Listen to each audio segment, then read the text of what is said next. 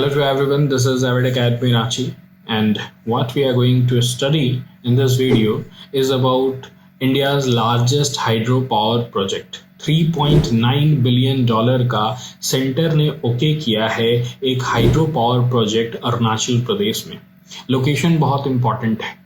अरुणाचल प्रदेश जैसे रीजन में भारत इतना बड़ा एक प्रोजेक्ट लेकर के आ रहा है। क्या इसके इम्प्लीकेशन होंगे? हर एक सिक्के के दो पहलू होते हैं, पॉजिटिव एंड नेगेटिव। यहाँ पर भी वो दोनों पहलुओं को डिस्कस करेंगे कि पॉजिटिव इम्पैक्ट क्या आएगा इस प्रोजेक्ट का अरुणाचल प्रदेश और पूरे देश के लिए, एज वेल एज इसका कुछ नेगेटिव इम्पैक्ट अगर आएगा तो वो कितना बड़ा होगा। This is a very important topic. Okay, environmental perspective से भी और डेवलपमेंट के पर्सपेक्टिव से भी और नॉर्थ ईस्टर्न स्टेट के डेवलपमेंट के पर्सपेक्टिव से भी। ओके, सो न्यूज आप समझ गए। Let's start with the points.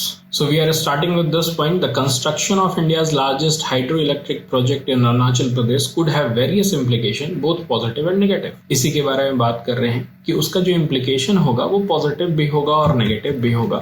सबसे पहले पॉजिटिव इम्प्लीकेशन के ऊपर बात करते हैं। तो पॉजिटिव इम्प्लीकेशन तो सिंपल सा है, अगर हम लोग हाइड्रो पावर प्रोजेक्ट बना रहे हैं तो उससे पावर ही जनरेट होगा। और क्योंकि नॉर्थ ईस्टर्न स्टेट में इस तरह के मेगा प्रोजेक्ट आएंगे तो वहां के जो रीजन है, जैसे कि अरुणाचल प्रदेश हो गया, नागालैंड हो गया, असम हो गया, तो यहाँ पर लोगों को बिजली बहुत ही आसानी से उपलब्ध हो सकती है, क्योंकि ये छोटा मोटा प्रोजेक्ट नहीं है। 2880 मेगावाट बिजली ये जनरेट करेगा। That is a huge amount of electricity जो कि नॉर्थ ईस्टर्न स्टेट की जरूरत है। आपके पास अगर बिजली है ना तो आप बाकी सारे इंडस्ट्रीज को भी ला सकते हैं, नहीं तो बिजली is the basic necessity. Okay, आपको डेवलपमेंट करना है तो आपको बिजली की जरूरत पड़ेगी ही। और ऑफ कोर्स इसका पॉजिटिव इम्प्लीकेशन यही होगा कि पावर जनरेशन में वृद्धि होगी पूरे नॉर्थ ईस्टर्न स्टेट के लिए, and of course for Arunachal Pradesh के लिए तो होगा ही। Moving toward our next point, reduced carbon emission. देखो, जितने सारे भी प्रोजेक्ट आज भारत में चलते हैं जिससे कि एक larger amount of electricity generate होता है, वो होता है thermal power plant. Thermal power plant में क्या करते हैं, हम लोग कोयले को जलाते हैं, पानी को गर्म करते हैं, उससे जो स्टीम निकलता है उससे टरबाइन घुमाते हैं और उसके बाद फिर बिजली का जनरेशन करते हैं, मैकेनिकल एनर्जी को इलेक्ट्रिकल एनर्जी में कन्वर्ट करते हैं। इन सारे बातों को भूल जाओ, बस इतना समझो कि कोल का यूज कर रहे हैं हम लोग। क्या कर रहे हैं, फॉसिल फ्यूल का यूज कर रहे हैं जिससे कि बिजली बन रही है। लेकिन अगर हम लोग हाइड्रो इलेक्ट्रिसिटी प्लांट लगा रहे हैं जिसमें कि पानी, हाइड्रो मतलब वाटर का यूज करके टरबाइन को रोटेट कर रहे हैं और इलेक्ट्रिसिटी का जनरेशन कर रहे हैं, तो वो रिन्यूएबल सोर्सेज ऑफ एनर्जी होगा और इससे हम लोग रिड्यूस्ड कार्बन एमिशन कर पाएंगे, मतलब कार्बन का उत्सर्जन हम कम कर पाएंगे। तो बहुत अच्छा पॉजिटिव इंपैक्ट हुआ ना। नाउ हमारा थर्ड पॉइंट जो है वो है आपका इकोनॉमिक बेनिफिट से रिलेटेड। बहुत से सिंपल तरीका से समझते हैं कि कोई भी अगर आप प्लांट लगा रहे हैं तो वो एम्प्लॉयमेंट जनरेट करेगा। ऐसा समझिए कि मान लीजिए कि हम कार मैन्युफैक्चरिंग का ही एक प्लांट लगा रहे हैं, तो जब कार मैन्युफैक्चरिंग होगा तो हजारों लोगों को जॉब मिलेगी ना। उसी तरह से जब यहाँ पर हाइड्रो इलेक्ट्रिक पावर प्लांट लगेगा तो भी बहुत सारे लोगों को जॉब मिलेगी, आसपास के लोग बहुत सारे बेनिफिट को और यूज कर पाएंगे। एक और बात समझिए कि जब एक डैम बनता है ना हाइड्रो इलेक्ट्रिसिटी को प्रोड्यूस करने के लिए, उससे आप फिशिंग कर सकते हैं, मत्स्य पालन कर सकते हैं, उसके साथ साथ आप वहां पर टूरिज्म डेवलप कर सकते हैं, उसके साथ साथ आप वहां पर इरिगेशन फैसिलिटी प्रोवाइड कर सकते हैं। आप जब इस चीज को बना रहे हैं तो बनाने की प्रक्रिया में आप हजारों लोगों को जॉब दे सकते हैं। आप इस पूरे पावर प्लांट को चलाते रहने के लिए बहुत सारे लोगों की जरूरत पड़ेगी, तो आप उसके लिए भी एम्प्लॉयमेंट अपॉर्चुनिटी जनरेट कर रहे हैं। और ये छोटा मोटा मनी तो है नहीं, 3.9 बिलियन डॉलर है, एक लार्ज अमाउंट ऑफ मनी का यहाँ पर यूज होगा, तो लोकल इकोनॉमी भी ग्रो करेगी, यहाँ पर एम्प्लॉयमेंट जनरेशन भी होगा। इन शॉर्ट, गॉट इट ना। नेक्स्ट पॉइंट के ऊपर चलते हैं। सो हमारा नेक्स्ट पॉइंट है इम्प्रूव्ड इंफ्रास्ट्रक्चर। जब आप ये सारा चीज कहीं डेवलप करते हैं, ये बन किस नदी पर रहा है, तो ये बन रहा है दिबांग रिवर पर। जब ब्रह्मपुत्र नदी तिब्बत से निकलती है तो इसका नाम होता है शैंगपो द प्यूरिफायर। उसके बाद वो जब अरुणाचल प्रदेश में इंटर करती है तो इसका नाम हो जाता है दिबांग, और इसी के ऊपर ये हाइड्रो पावर प्रोजेक्ट बन रहा है।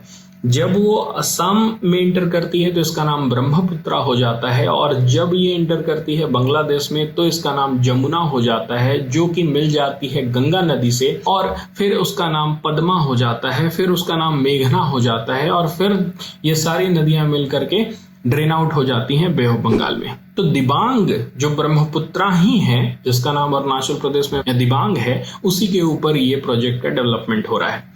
जहां पर भी डेवलपमेंट हो रहा है, इस डेवलपमेंट को करने के लिए बहुत सारे स्मॉल डेवलपमेंट की जरूरत पड़ती है। जैसे रोड का डेवलपमेंट आप करेंगे, आप ब्रिजेस का डेवलपमेंट करेंगे, आप उसके साथ साथ यहाँ पर बेसिक नेसेसिटीज लाएंगे, आप कॉलोनीज का डेवलपमेंट करेंगे, यहाँ पर बहुत सारे इंजीनियर्स आएंगे रहने के लिए, आपको लेबर्स की फैसिलिटी प्रोवाइड करनी होगी।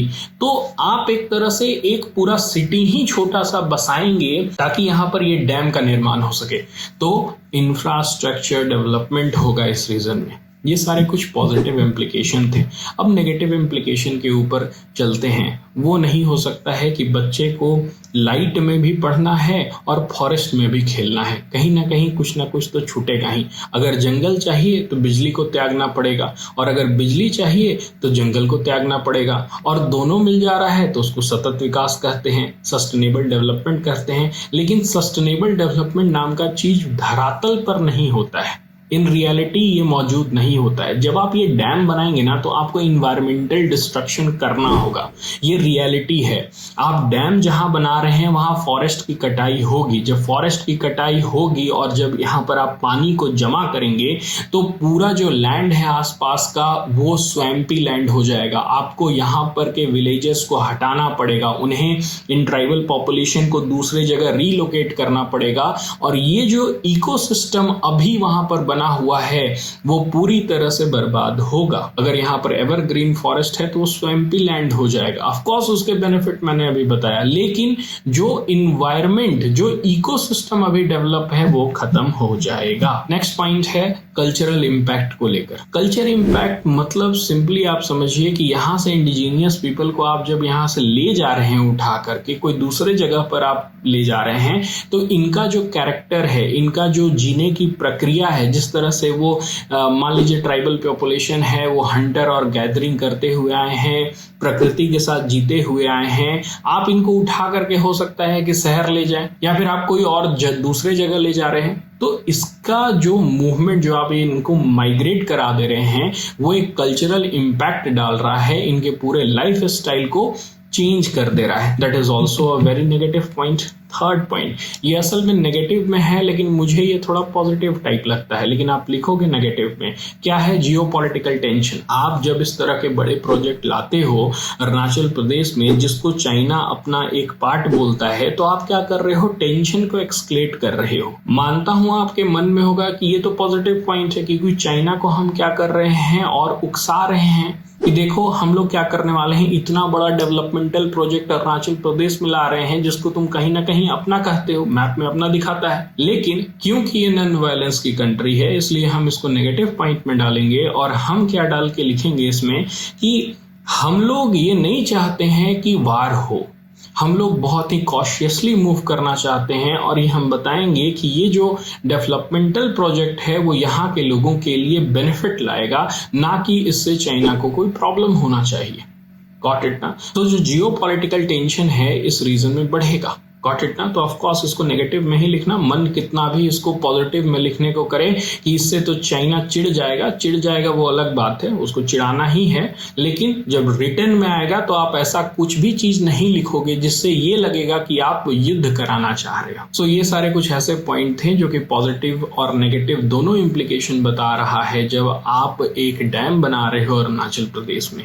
आई होप आपको समझ में आ गया होगा ये टॉपिक बहुत ही अच्छी तरह से। इसका आप आंसर राइटिंग प्रैक्टिस करिए, हो सके तो आप मुझे भेज सकते हैं ईमेल आईडी के ऊपर, या फिर आप कमेंट सेक्शन में कुछ ऐसे पॉइंट छूट गए हैं उसको भी सजेस्ट करिए। That's it for this video. Thank you.